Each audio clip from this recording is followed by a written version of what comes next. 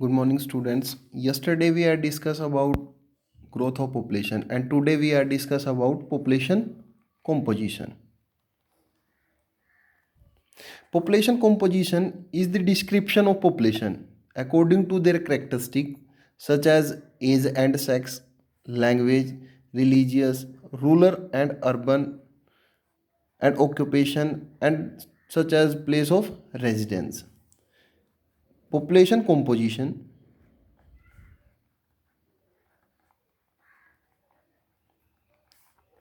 is a distinct field of study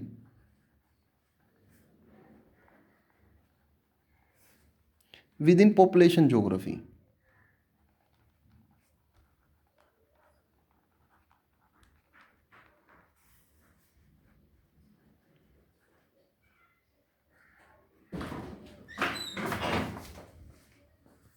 Population composition is a distinct field of study within population geography. Population geography, basically geography, are divided into two parts. First is for physical geography.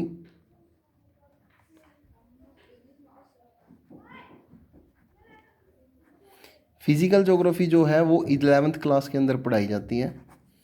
And second part is for human geography.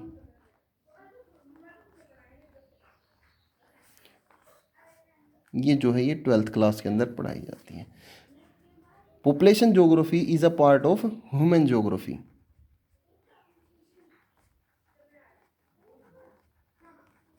तो population composition is the distinct field of study within population geography, and population composition is the distinct of population according to their such as characteristics of age and sex, language, religious, urban, rural, urban composition, and occupation, place of residence. In this section,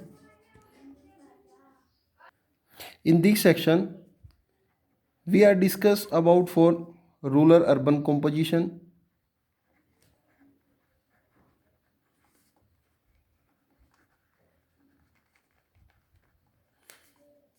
and second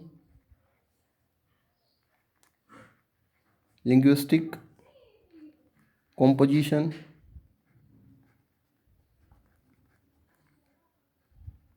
then third religious composition, and then fourth occupation composition.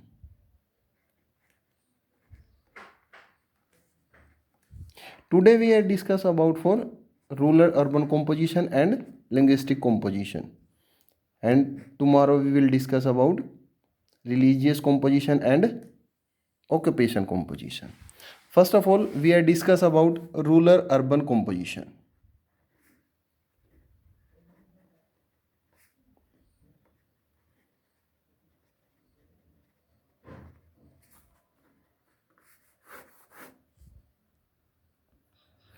The rural urban composition is the division of population into rural and urban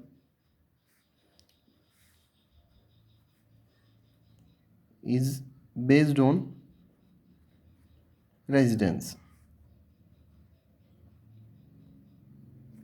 Rural urban composition is the division of population into rural and urban is based on residence. How many people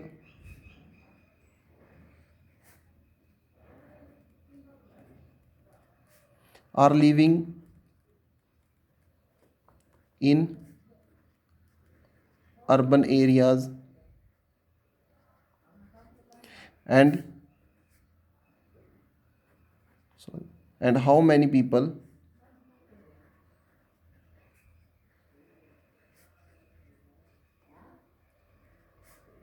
are living in rural areas. This is also known as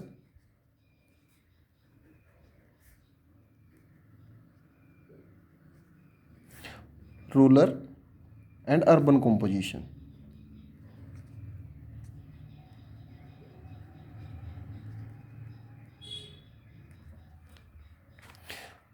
Rural urban composition is basically defined as how many people are living in urban area and how many people are living in rural areas.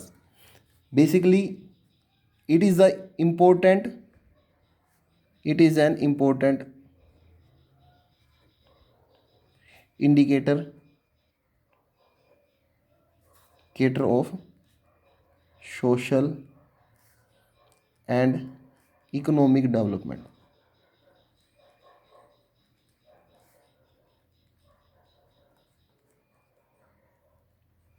Rural urban जो composition है ये basically जो है हमारी समाज की जो है सोशल और इकोनॉमिक डेवलपमेंट को दर्शाता है. How many people are living in urban area and how many people are living in rural area in context to India.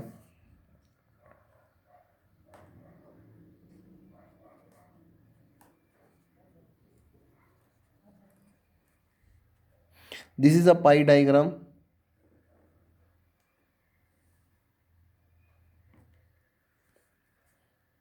%68.8 people are living in rural areas, and then 31.2% people are living in urban areas.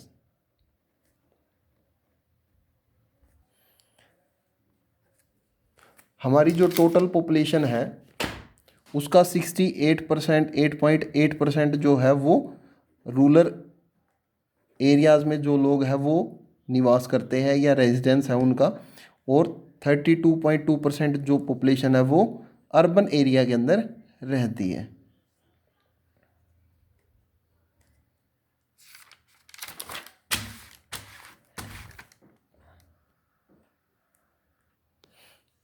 First of all, we are discuss about for rural population.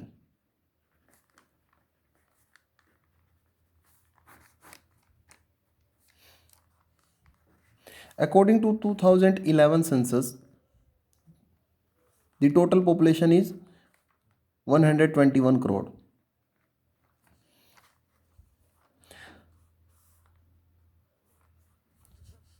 और इसका जो है 68.8% population जो है वो rural area के अंदर जो है रहती है इंडिया के अंदर. Which state is the highest rural populated area?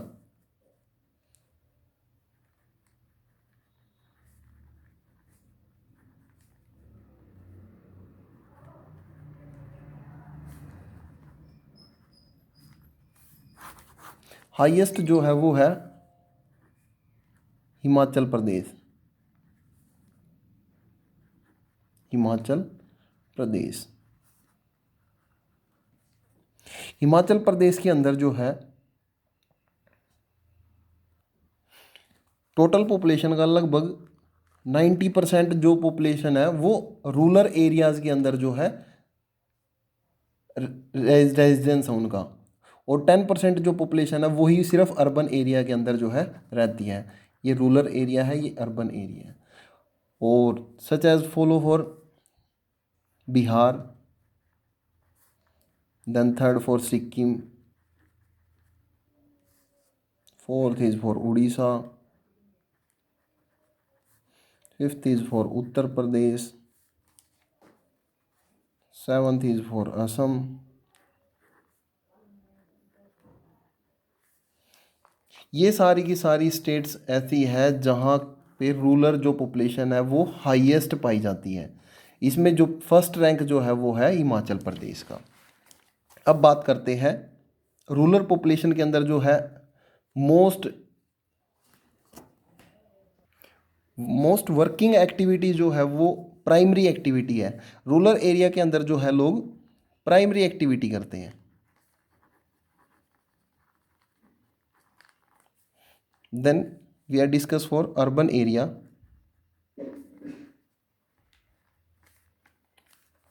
According to 2011 census, 3.2% population are living in urban areas.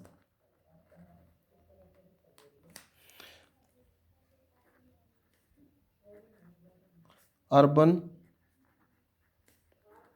populated states, जो हाईएस्ट अर्बन पॉपुलेटेड स्टेट है वो है first for Goa,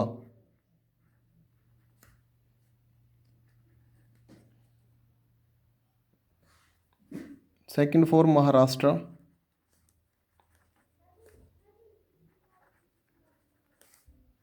Karnataka,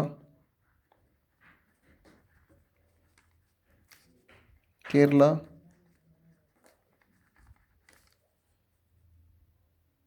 fifth for Punjab. ये हाईएस्ट अर्बन पॉपुलेटेड एरिया है, highest urban populated state है। ये highest rural populated states है।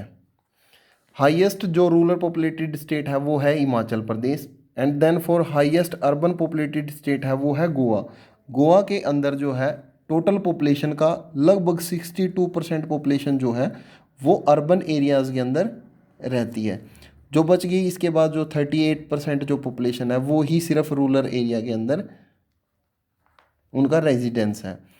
62% जो पॉपुलेशन है वो अर्बन एरियाज़ के अंदर रहती है। अर्बन एरियाज़ के अंदर जो एक्टिविटीज़ की जाती है वो बेसिकली सेकेंडरी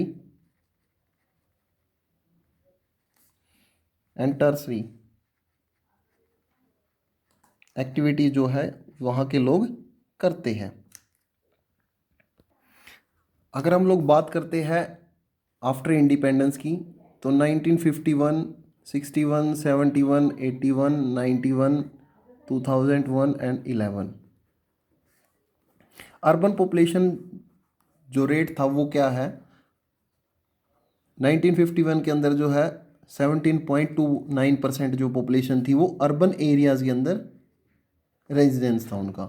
देन 61 के अंदर जो है 17.97% और उसके बाद जो है 19.90, 81 के अंदर जो है 23.310 और 91 के अंदर जो है 25.272% जो पॉपुलेशन है वो अर्बन एरियाज़ के अंदर चली गई। जन 2001 के में जो है पॉपुलेशन 27.78% और अब जो है 2011 में 31.20 जो % है जो पॉपुलेशन वो है अर्बन एरियाज़ के अंदर जो है रेजिडेंस कर रही है। The proportion of urban population in India is quite low. Basically जो अर्बन पॉपुलेशन है वो कैसे जो है इंक्रीज हो रही है due to the reason of rural to urban migration. ये जो माइग्रेशन है सम रीजन्स के कारण जो हो रही है जैसे इंडस्ट्रियलाइजेशन,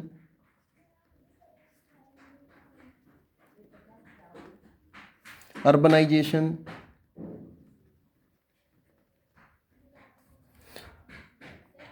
अर्बन एरियाज़ के अंदर जो है मोर मेडिकल फैसिलिटीज़,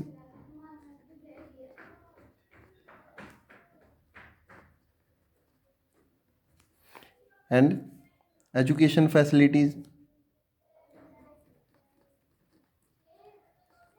ये सारी फैसिलिटीज़ ऐसी है जिसके कारण या एम्प्लॉयमेंट रोज़गार के अवसरों की तलाश में भी लोग जो है वो रूरल एरिया से अर्बन एरिया के अंदर जो है माइग्रेट हो रहे हैं। And some reason of marriage, लड़कियां जो है शादी के बाद अर्बन एरियाज़ के अंदर जो है माइग्रेट हो जाती है। बेसिकली जो है माइग्रेशन जो है वो मैरिज से, हाईएस्ट जो माइग्रेशन है उसका रीज़न सिर्फ और सिर्फ मैरिज है। टोटल अगर इंडिया की बात की जाए तो 70% जो पॉपुलेशन है वो मैरिज के कारण जो है माइग्रेट हो रही है। तो एम्प्लॉयमेंट इसमें से एक मेन रीज़न है, और ये सब जो रीज़न है इन रीज़नों के कारण भी जो है रूरल टू अर्बन माइग्रेशन हो रही है, जिसके कारण जो है अर्बन एरियाज़ की जो पॉपुलेशन है वो इंक्रीज़ हो रही है, जो अब 2011 के अंदर 31.2% है। कुछ स्टेट्स ऐसी है जहाँ पे बहुत ज़्यादा पॉपुलेशन पाई जाती है अर्बन एरिया के अंदर, और कुछ स्टेट ऐसी है जहाँ पे बहुत ज़्यादा पॉपुलेशन पाई जाती है वो रूरल एरिया के अंदर। जैसे कि आपको बताया गया कि हिमाचल प्रदेश एक ऐसी स्टेट है जहाँ पे रूरल जो पॉपुलेशन है बहुत ज़्यादा पाई जाती है, और हाईएस्ट जो अर्बन पॉपुलेटेड जो स्टेट है वो गोवा है। These are the spatial variation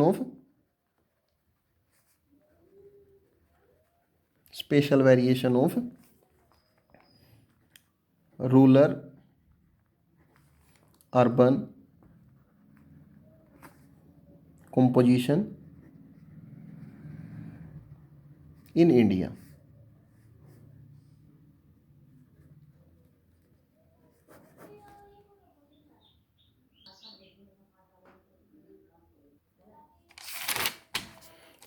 And secondly, we are discuss for linguistic composition.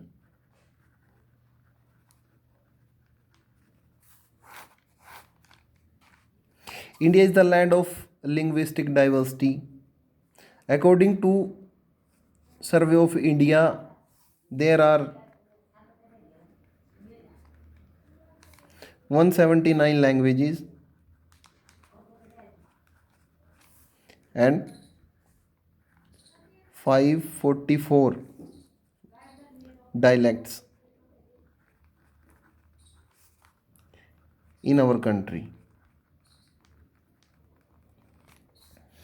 In modern India,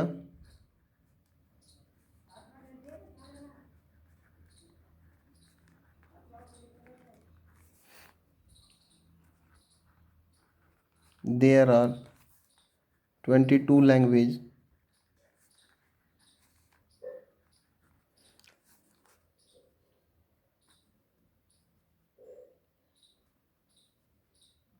जो है शेड्यूल्ड लैंग्वेज है, 22 शेड्यूल्ड लैंग्वेजेस।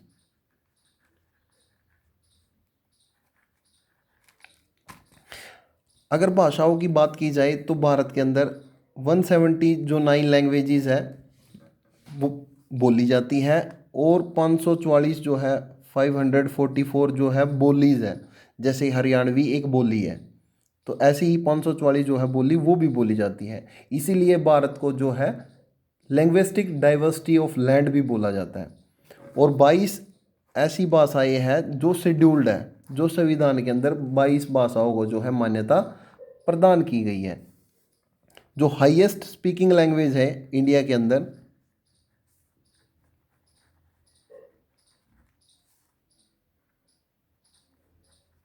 स्पीकिंग लैंग्वेज जो है वो है हिंदी।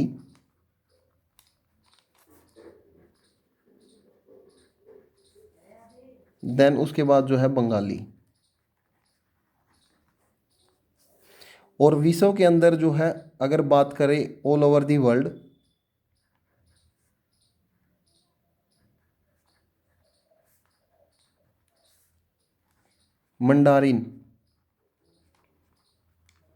मंडारिन एक लैंग्वेज है जो चाइना के अंदर बोली जाती है, जिसको चाइनी भाषा भी बोल देते हैं। ये विश्व के अंदर सबसे ज़्यादा बोली जाने वाली भाषा है all over the world, mandarin. और इंडिया के अंदर जो है सबसे ज़्यादा बोली जाने वाली भाषा है वो है हिंदी। अब बात करते हैं हम लोग लैंग्वेज क्लासिफिकेशन की।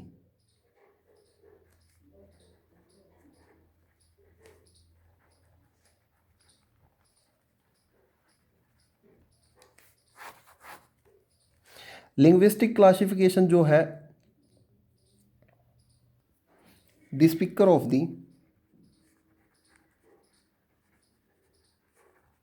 Of major Indian languages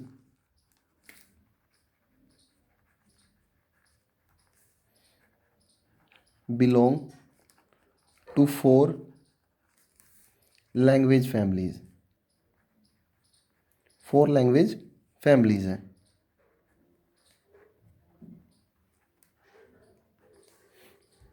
and sub families and groups और ब्रांचेस।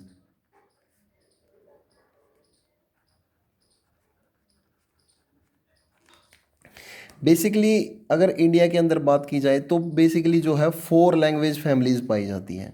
4 लैंग्वेज जो फैमिलीज है वो कौन कौन सी है? 4 जो लैंग्वेज फैमिलीज है, फर्स्ट कौन सी है? Indo European.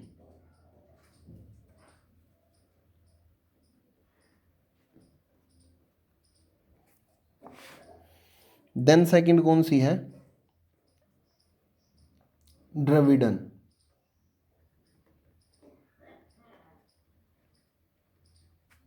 देन थर्ड कौन सी है?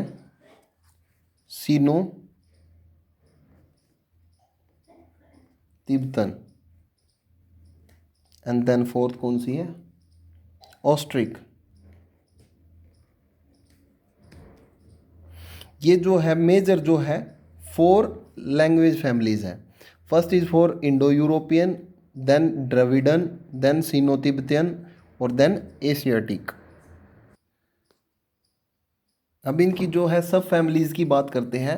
अगर इंडो यूरोपियन जो सब फैमिलीज है उसकी एक ही सब फैमिली है, वो है इंडो आर्यन। अब इंडो आर्यन जो लैंग्वेज है वो कहाँ कहाँ पे बोली जाती है, कौन कौन सी स्टेट्स है जहाँ पे ये भाषाएं जो है बोली जाती है? इंडो जो यूरोपियन जो लैंग्वेज है वो जम्मू एंड कश्मीर के अंदर बोली जाती है। देन जो है Punjab, then Himachal, then Uttar Pradesh, then Rajasthan,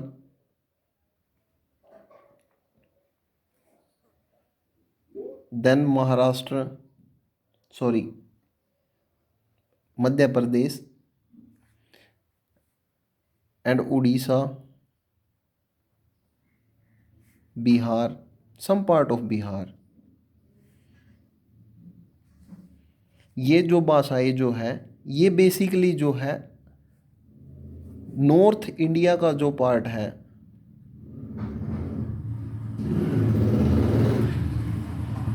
north India का जो पार्ट है उसी के अंदर जो है बेसिकली इंडो यूरोपियन जो लैंग्वेज है वो बोली जाती है। सेकंड जो लैंग्वेज है वो है द्रविडन। इसकी कोई भी सब फैमिली नहीं है। ये जो लैंग्वेज है ये कहाँ कहाँ पे बोली जाती है? बेसिकली ये जो लैंग्वेज है ये सदर्न साउथ जो इंडिया है, जो सदर्न पार्ट है इंडिया का, उसके अंदर ये लैंग्वेज जो है वो बोली जाती है। कहाँ पे? तमिलनाडु। उसके बाद जो है कर्नाटक,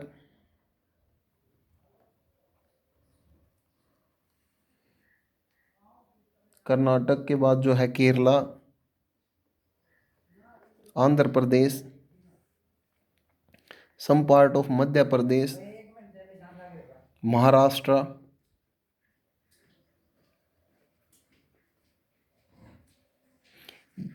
ये जो है साउथ इंडिया का जो पार्ट है उसी के अंदर ये भाषाएं जो है बोली जाती है, द्रविडन। उसके बाद करते हैं सीनो तिब्बतन। सीनो जो तिब्बतन लैंग्वेज है इसकी 2 सब फैमिलीज हैं, 2 सब families. First is for Tibeto म्यांमारी,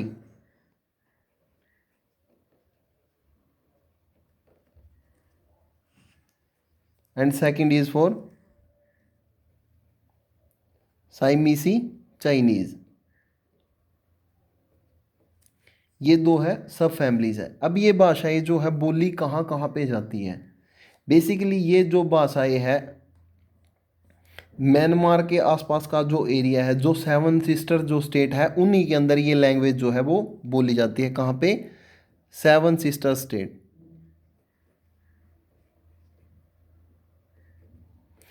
या नॉर्थ ईस्ट पार्ट है जो।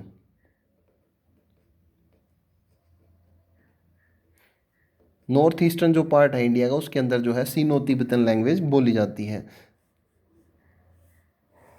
7 जो स्टेट्स है वो कौन कौन सी है? Assam, Nagaland, Manipur, Meghalaya,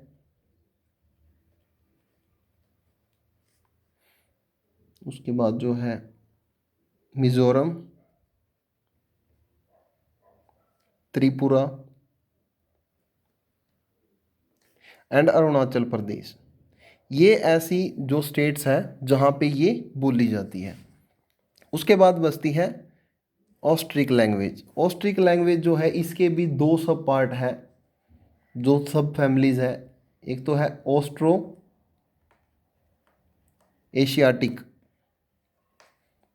and then second is for Austronesian.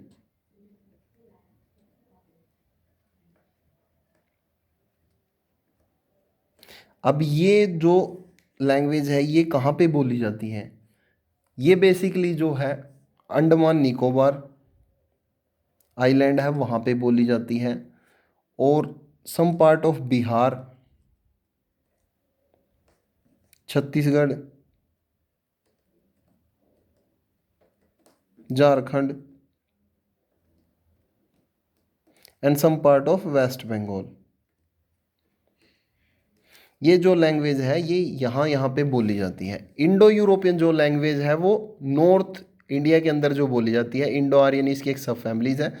North India अंदर जो है जो स्टेट्स आती है Jammu Kashmir, Punjab, Himachal Pradesh, Uttar Pradesh, Rajasthan, Madhya Pradesh and Bihar and some part of Orissa. Then Dravidian जो लैंग्वेज है वो साउथ इंडिया के अंदर बोली जाती है। इसकी कोई भी सब फैमिली नहीं है। तमिलनाडु, कर्नाटक, केरल, आंध्र प्रदेश, मध्य प्रदेश, महाराष्ट्र। उसके बाद सीनो तिब्बतन जो है ये 7 सिस्टर जो स्टेट्स है उन्हीं के अंदर बोली जाती है। इसकी दो सब लैंग्वेज है, Tibeto Myanmari and Siamese Chinese. 7 sister जो स्टेट्स है वो है असम, नागालैंड, मणिपुर, मिजोरम, मेघालय, अरुणाचल प्रदेश एंड त्रिपुरा। एशियाटिक जो लैंग्वेज है ये Andaman Nicobar, Bihar, some part of Bihar, Chhattisgarh, Jharkhand and Paschim Bengal या वेस्ट बंगाल, इन स्टेट्स के अंदर जो है ये बोली जाती है।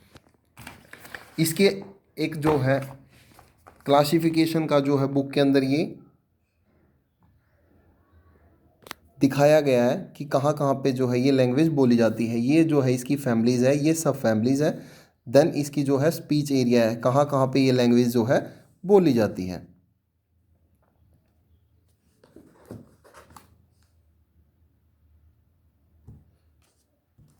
ये जो है इसका मैप भी है। जो ब्लू कलर से जो एरिया है जो शो हो रहा है वो बेसिकली जो है वो इंडो यूरोपियन लैंग्वेज है, और जो ब्राउन कलर से जो मैप शो हो रहा है वो बेसिकली जो है वो द्रविडन लैंग्वेज है। This is the part of you Indo European language and this is a part of Dravidian language. और सीनो जो तिब्बतन लैंग्वेज है वो basically some part of Jammu Kashmir, Himachal Pradesh and 7 sister states. ये जो है अरुणाचल प्रदेश, नागालैंड, मणिपुर, मिजोरम, त्रिपुरा और मेघालय, ये जो एरिया है, और सिक्किम का जो पार्ट है, ये सारी की सारी जो स्टेट्स है यहाँ पे सीनो तिब्बतन लैंग्वेज जो है बोली जाती है। उसके बाद बचती है ऑस्ट्रिक। ऑस्ट्रिक जो लैंग्वेज है वो बेसिकली ये जो एरियाज़ है, छत्तीसगढ़ है, झारखंड है, some part of West Bengal, और थोड़ा बहुत जो पार्ट है वो मेघालय का है, और थोड़ा हाँ ये जो एरिया है ये मध्य प्रदेश का है, जहाँ पे एशियाटिक जो लैंग्वेज है वो बोली जाती है। बेसिकली जो है ये छत्तीसगढ़, झारखंड और पश्चिम बंगाल और उड़ीसा का जो पार्ट है वहीं पे ये लैंग्वेज जो है बोली जाती है, एशियाटिक।